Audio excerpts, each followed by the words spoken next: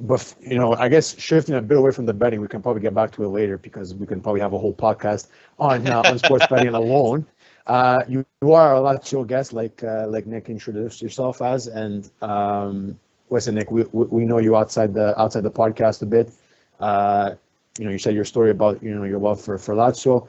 I want to get just your quick thoughts before we really get into depth with this season. Obviously, the Mercato, we're still in that. What were your opening thoughts of this season with Lazio? Like, what were your, I guess, objectives, and where did you see this team, going in what direction in year two with Sarri?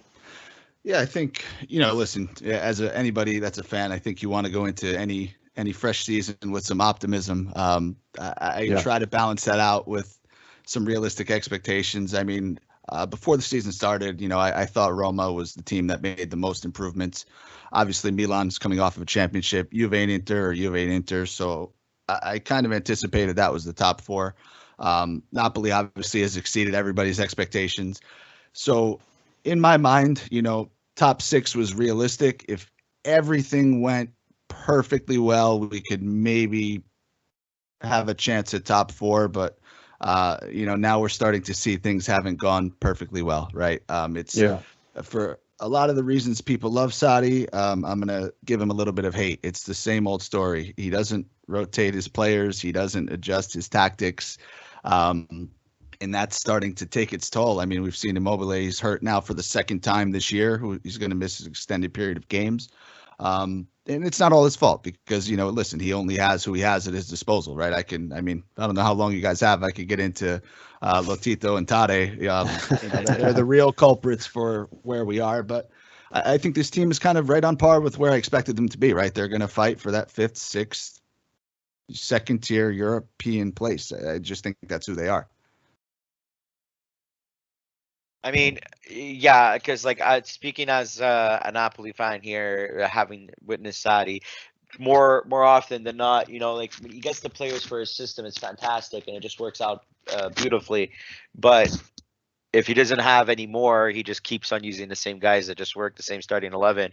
And it's how Napoli always was towards the end of the season. They always just crashed and burned. They always had a great start, but then when it came to the gut check time, that's when things just fell apart, and it was the story of every season for them. So I mean, and then when you tie it up with Lazio ownership being as frugal as they are, it's nearly impossible to get the personnel that Sarri wants or that fits Sarri's system.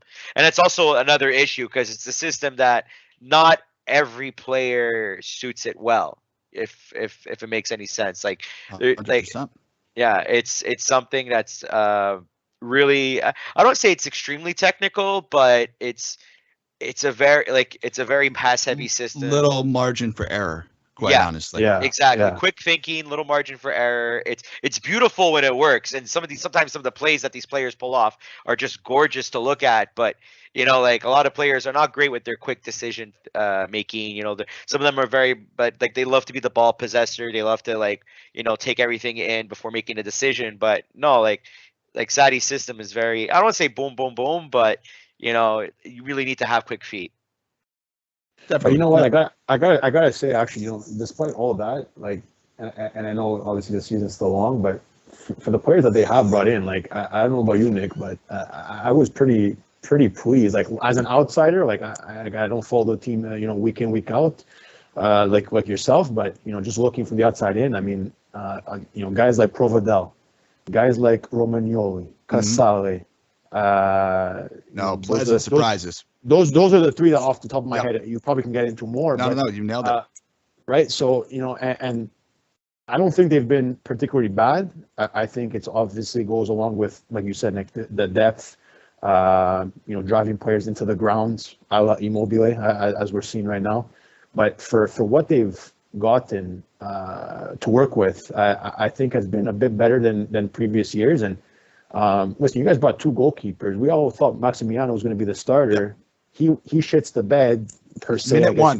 Minute one, right, with the red, and Provedel really stepped up and rose to the occasion. And I've said it on this show before. He's been a pleasant surprise. If I'm not mistaken, still leads the league in clean sheets, if I'm not mistaken, or in the top close to it, yeah. in terms of goalkeeping.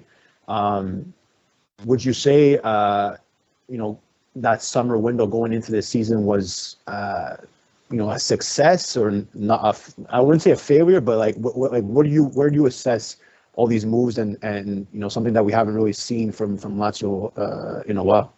Yeah, I think going into the season, I wouldn't have deemed it a success, because those names, as you mentioned 3 names, they've been the 3 brightest spots on the team, but they've all exceeded expectations, or they're all overperforming, or maybe I just didn't give them enough credit, because the way I kind of looked at it, it was more from an attacking standpoint. It's the second year of Sarri, as you mentioned. You have one of the best strikers in the league for the past 5-6 years. You have one of the best midfielders in the league for the past 5 or 6 years, and you didn't build around either of those players. Now, that's not unique to this season. They haven't built around them at all. So I guess the win for Lazio is they've managed to keep those 2 guys, right?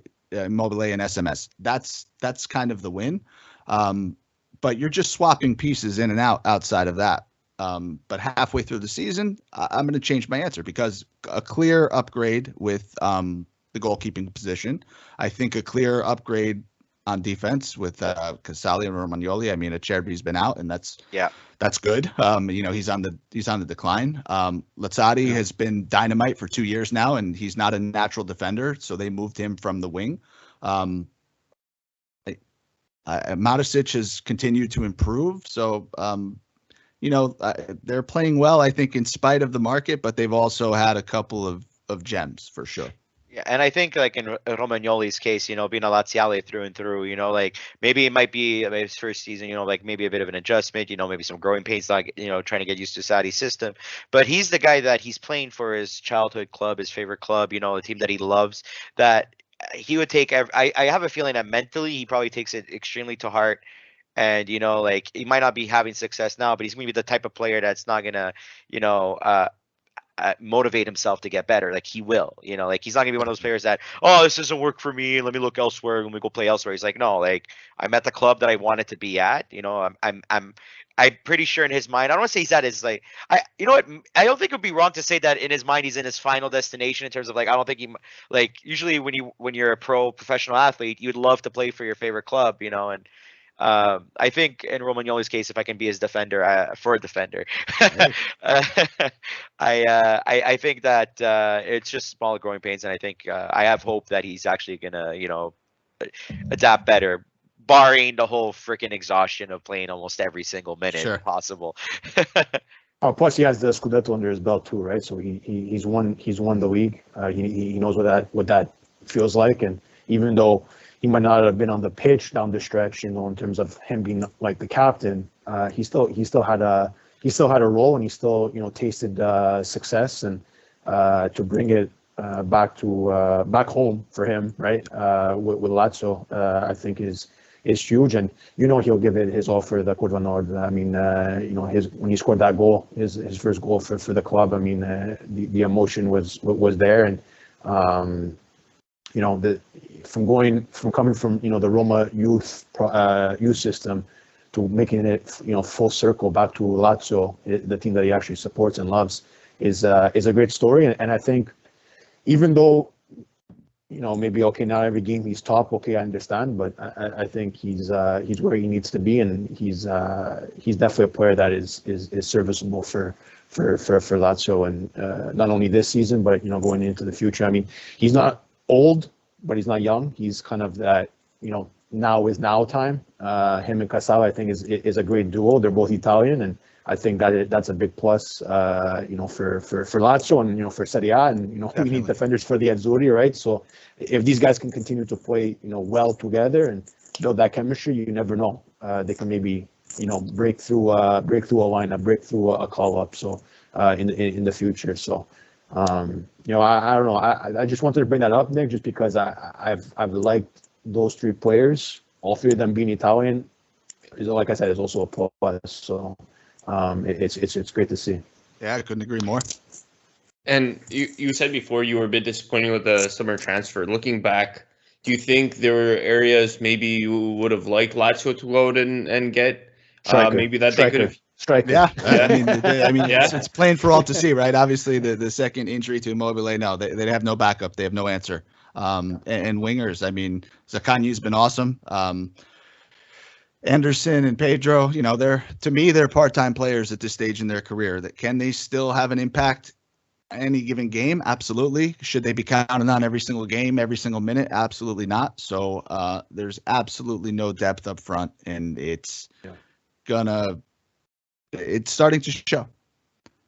I think we got a question from our boy Mas Richo about the Mercato. I know we're still obviously in the market, about what week or so, week and a half left of that. And I'm pretty sure he asked, do you see, Nick, Lazio making any final moves or any moves in to close out this market? Is that realistic? Is that not? What do you see to close out this Mercato? So you guys tell me if you agree or not, but I mean, it's been the quietest Mercato I can remember for any team in Serie A. That's a little strange. I mean, there's some rumors going around here and there, but I haven't heard anything concrete, and I think they have to make a move, or Sarri is liable to just, not walk off the job, but he's going to be pissed. And, if they don't meet some of these demands, I can't see him staying past this season. So I really love to see them get a striker. I know they had rumored Bonazzoli, I think, was one of them, and Sanabria from Torino, who I don't really care for. But it doesn't matter. You need a body at this point. You need somebody who knows the position. So you can't keep trying to shoehorn Pedro in there. So I hope so, Mas, but I'm not confident just because I haven't seen anything concrete.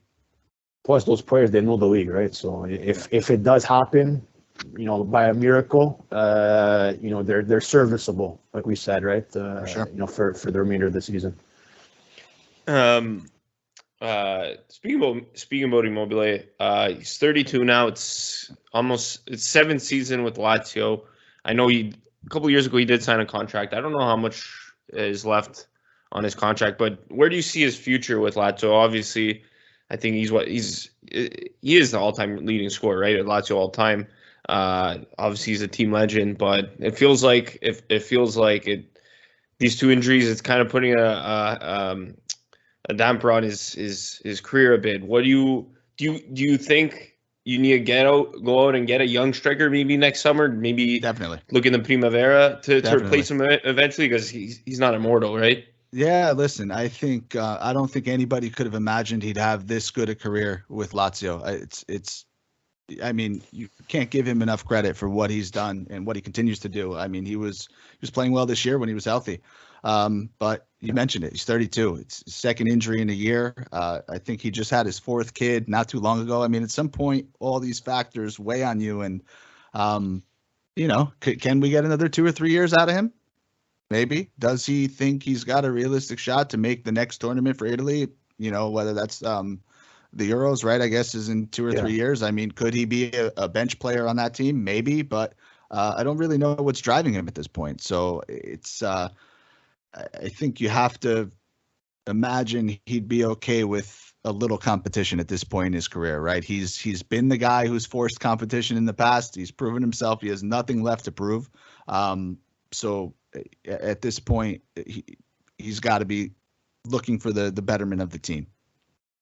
Do you know when his Nick, when his contract is up? Or no, I'm sorry. I'll look that up right now. Look it up, because I'm curious, and I ended like 2-3 years ago, and it was like a good contract, like 4.5 million, 5 million, something like that. I mean, I know it's not this year because you would have heard about that. Yeah. It's at least into next year. Yeah, I was thinking 24, 20, or 25. If I had remembered correctly, I'm probably wrong, Nick. If you want to, Nicholas, you can look it up, because we got too many Nicks on the show tonight. Apparently, according to an article from the Laziale that Stephen Moore wrote in August 2020, he signed a 2-year contract extension then, which is valid until 2023. So does that mean it's this season? I guess. I don't know. Does that mean he's going to come to CF Montreal next season? I tell you, wouldn't be a bad fit. Yeah, I don't know. We'll see. But maybe it is a mistake. There's another article saying 2025. I don't know. That we'll sounds more like it. Yeah. Exactly. Like you said, we would have heard it, right? We would have heard it. Yeah. Maybe it would have been the contract talk of, that extended to 2025, right? Maybe it was a 2-year extension from 2023. That's possible. It's possible. Yeah. I'm not too sure, but it said it'll keep him till 2023, but it's possible it's just mistaking the article. 2025 seems more like it. Yeah, I have to agree. I mean, like, because or else it would have been like talked everywhere on social media. Lazio fans would have been easily discussing this, and it would have became a major concern because how would you go from a player like Immobile to the next thing? Like, it's hard. Imagine, I feel bad for the striker that's gonna fall in the steps of Immobile. You know, it's like it's a very, very big hole to fill, and very few players can do that. Very few. Especially sorry, John, go. No, especially if like somebody who's on the verge of tying the Capocannoniere record, you know, like you know, it's I think he might have that as a little bit of an irk to kind of like, you know, at least tie it. So like I think that probably is going to keep him going, you know, keep on making him like push himself to, you know, maybe try, you know, if like screw it, I'm going to go for the tying of the record.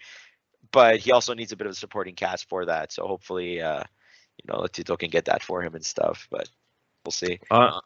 On transfer market, it's saying 2026 even. So that's the problem with soccer. He's around. With contracts. We really don't know. We really don't know these contracts. It's not like NHL, NBA, NFL. You could just go look it up. It's not as transparent. So would you? Okay, well now that this year that he's staying until we're not 100% sure. Regardless of what it is, if it's next year, the year after, give or take these next couple of years, Nick, do you like? I know you said everything you said about him. You know, he's getting older, of course. I personally still think he has something to give in the tank. Not to prove, but to give. But I still think he has stuff in the tank. You know, it's not a fluke that he's Capocannoniere, you know, pretty much year in year out in our league. Do you extend him past his contract if it is 24, 25, 26? Is that something that you pursue, or is that where you finally, you know, set, you know, part ways and settle the ties there? So it's a tough question to answer, right? We know this is a business at the end of the day, and Lazio is not printing money. Unfortunately, I wish they were. But you know, kind of. He reminds me of some of these old school guys that we grew up with. I mean, I know he didn't spend his entire career at Lazio, but you think of Del Piero, you think of Totti, you know, guys like that. He's earned the right to do what he wants to do. I feel like he's done that, right? He's had a beyond magnificent career for Lazio, and you mentioned it, Adri. He still has something to give. He definitely does. I mean, he was playing well up until these injuries. So if he can come back and is healthy, I don't see why he can't play another 3-4 years. And if he wants to take a part-time role, if he wants to be the guy that can come off the bench, if there's a new coach, which I'm sure there will be at some point in time, that could switch up the tactics and make the game a little bit easier for him, you can keep him in Lazio colors forever, as far as I'm concerned. Yeah, awesome.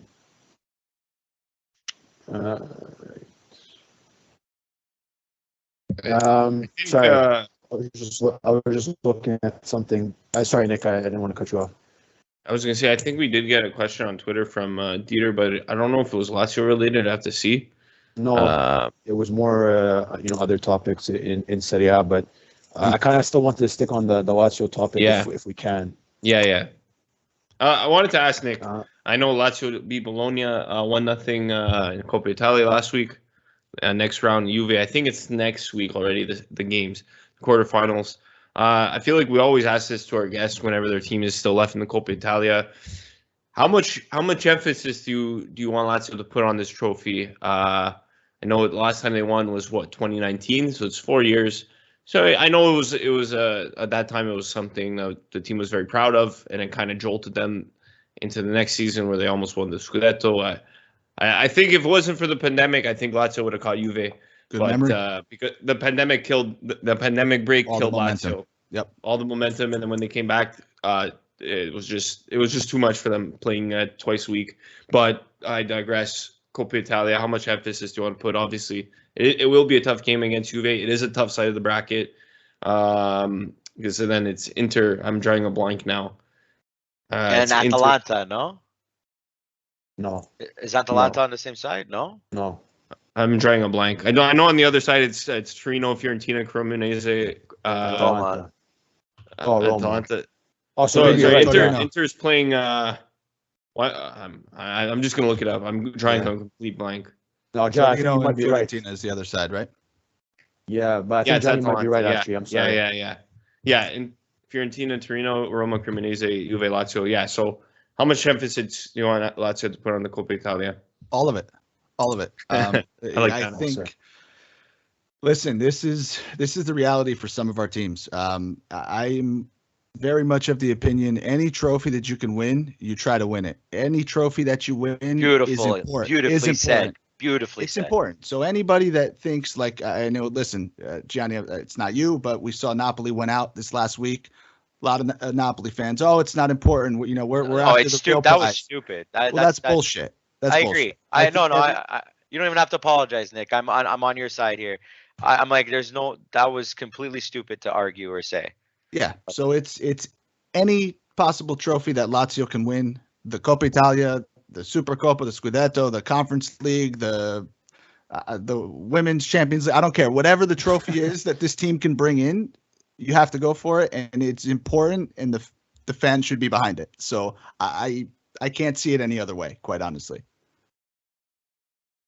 So besides the emphasis, and clearly you're passionate, Nick, about that answer, and I'm glad you brought some heat to the episode. What do you like? Obviously, facing Juve, like Nick said, like Nicholas said, they're on a bit of the, if you will, quote unquote, the tougher side of the bracket. Sure. Is it realistic that they make it all the way? Like, what do you actually expect from Lazio to push and to try to bring that trophy home? Yeah, so you brought up 2019, Nick. I think that was another year that we had to go through a pretty tough draw. I don't remember it exactly, but there's no easy games in the Coppa Italia. I mean, we saw that this week with Napoli, with Milan. Beating Juve is tough. In the best of times, it's not easy. And what they're going through, I feel like they're probably going to rally around it. They've shown that they have some good youth players that are getting some time, who I expect will get some time against Lazio in that game.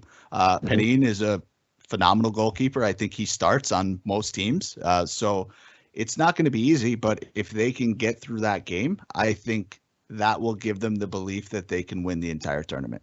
Obviously, if they don't, they're out, right? That's it's not magic, but I truly do believe making it past Juve will be a good mental hurdle for this team. And certainly if they can do it without Immobile, they have to have the belief that they could win the tournament. No, that's well said. I think I think, like you said, also, in terms of teams, it's always a shame when teams put all their eggs in one basket. And we said this on the show before, and it doesn't only have to be because of the recent events of Napoli bowing out, Milan bowing out. It has nothing to do with that. We said it on the show before. We'll continue to say it. It's a shame when teams put all their eggs in one basket and none of it, and that basket that they do put it in, that kind of fails as well. So. Play your best 11, play your best. Like, obviously it's tough. You don't want to drive these guys into the ground like Lazio has, but at the same time, I mean, I think it's still important. I don't believe they're in Europe anymore. Nick, you can correct me if I'm wrong. Didn't they Europa League, Conference League? Yeah. Did they drop down to Conference League? Who are they playing? After Lotito said the Conference League is a trophy for losers or something. Yeah. Who are they playing? Guess what? He was wrong. He would love to win it. So that's. Do you know who they're playing? Because I draw a blank now. CFR Cluj. There you go, Cluj. Former Champions League staple. There you go. Okay. So fine.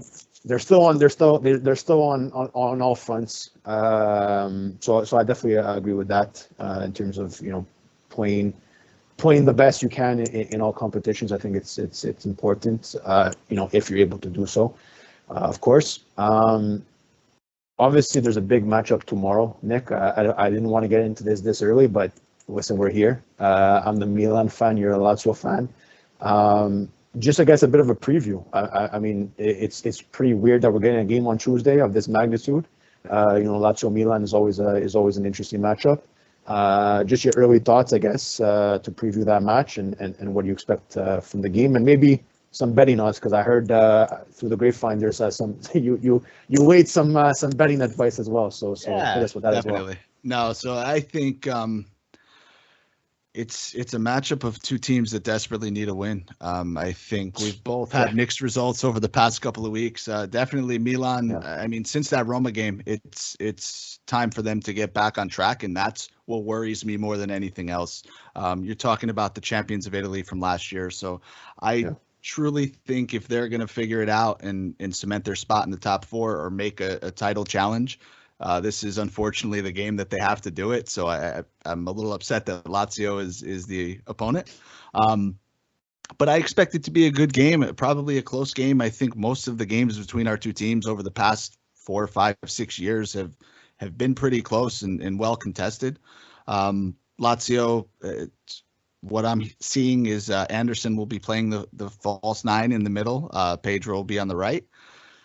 You're playing basically the strongest 11 you possibly had, but now you've made a weak bench even that much weaker. So if the game is not going according to plan, if Milan is clogging up the middle of the field, if Tonali's having a great game like I expect him to have, and the defenders get back to the way they've been playing over the past year and a half, maybe not the past 5 games, I worry to think what adjustment Sarri's going to make. That's really my biggest worry.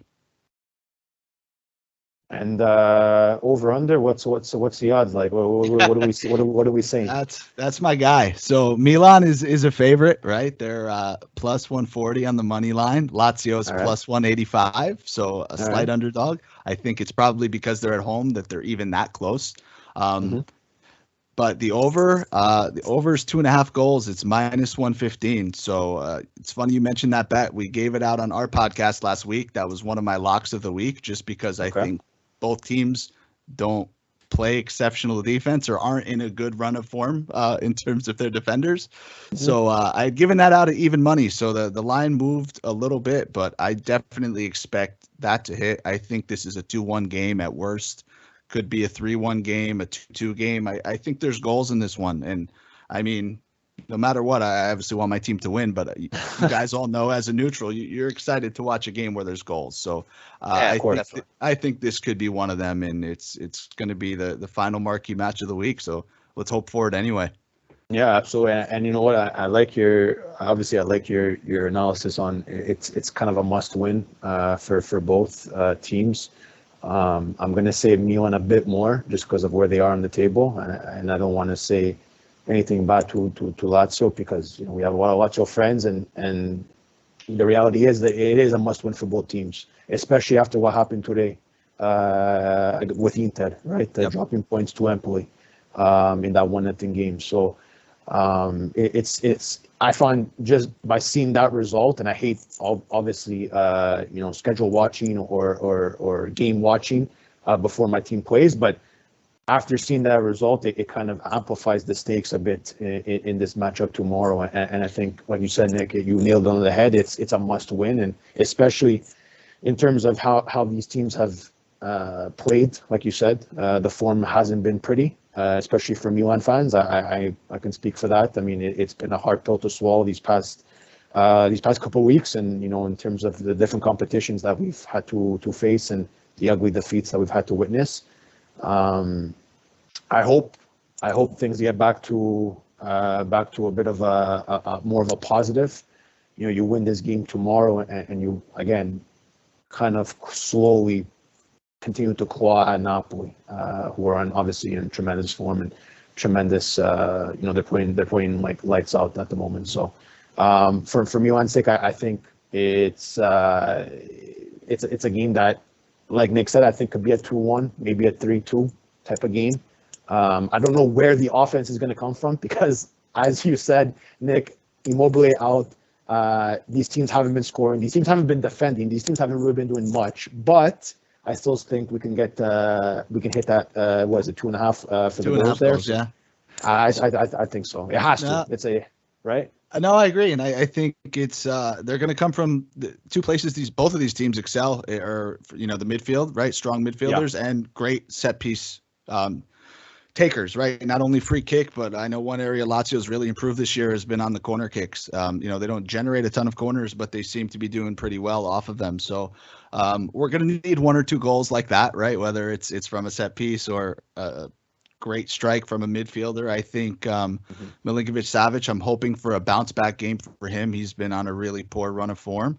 But on the flip side, Luis Alberto has been absolutely phenomenal. And this is a guy who couldn't see the field the first 15 games of the season. So he's turning back the clock, and he's going to need to have the game of the season. But I think Lazio get a goal from somewhere. And I mean, I hate to say it to all my fellow supporters. I do think they probably can't get this one across the finish line. So I'm seeing a 2-1 Milan win. I just kind of I'm not gonna say nothing because I'm gonna we become a bit superstitious on the podcast, right? But I don't know. For Milan, it's gonna have to be their big player stepping up. I mean, it's enough's enough, right? Obviously, we're gonna be missing Theo tomorrow, a little bit of muscle fatigue. He won't be playing in that matchup tomorrow. So, the big names are going to have to step up. The Leaos, the Girouds, the Tonalis, right? Brahim, the Catalari, whoever it is, these players are going to have to step up. And I think it's no better time than obviously tomorrow to get things rolling again. Nick, I think you're pulling some reverse psychology. You're saying Lazio's exactly. Never. Would never do that. Dianni if they lose, you're like, I was right. If they win, you're like, hey, look, they won. So it's a win-win, right? Okay. That's it. Okay, I got these. Okay. You're on to me. You want? You could say whatever you want.